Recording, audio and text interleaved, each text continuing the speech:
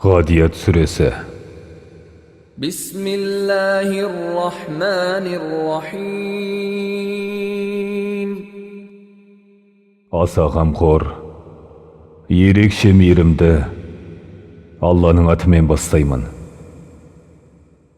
وَالْعَادِيَاتِ ضَبْحًا فَالْمُورِيَاتِ قَدْحًا.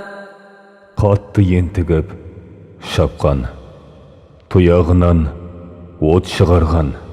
فَالْمُغِيرَاتِ صُبْحًا فَأَثَرْنَ بِهِ نَقْعًا.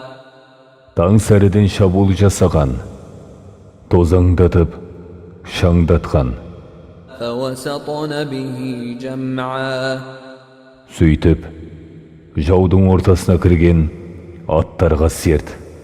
إِنَّ الْإِنسَانَ لِرَبِّهِ لَكَنُودٌ. Шын мәнінде, адам баласы Раббына тым қанағатсыз етеді. وَإِنَّهُ عَلَى ذَلِكَ لَشَهِيدٌ. Өйткені ол өзі де оған куә. وَإِنَّهُ لِحُبِّ الْخَيْرِ لَشَدِيدٌ.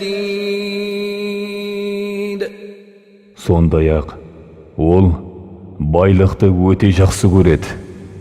أَفَلَا يَعْلَمُ إِذَا بُعْثِرَ مَا فِي الْقُبُورِ. Ал олар білмей ме? Қабырдағылар қопарылып шығарылған кезде. وَحُصِّلَ مَا فِي الصُّدُورِ. Көкіректегілер ашыққа шығарылған кезде. إِنَّ رَبَّهُم بِهِمْ يَوْمَئِذٍ لَخَبِيرٌ. Ол күні Раббылары толық хабар алушы.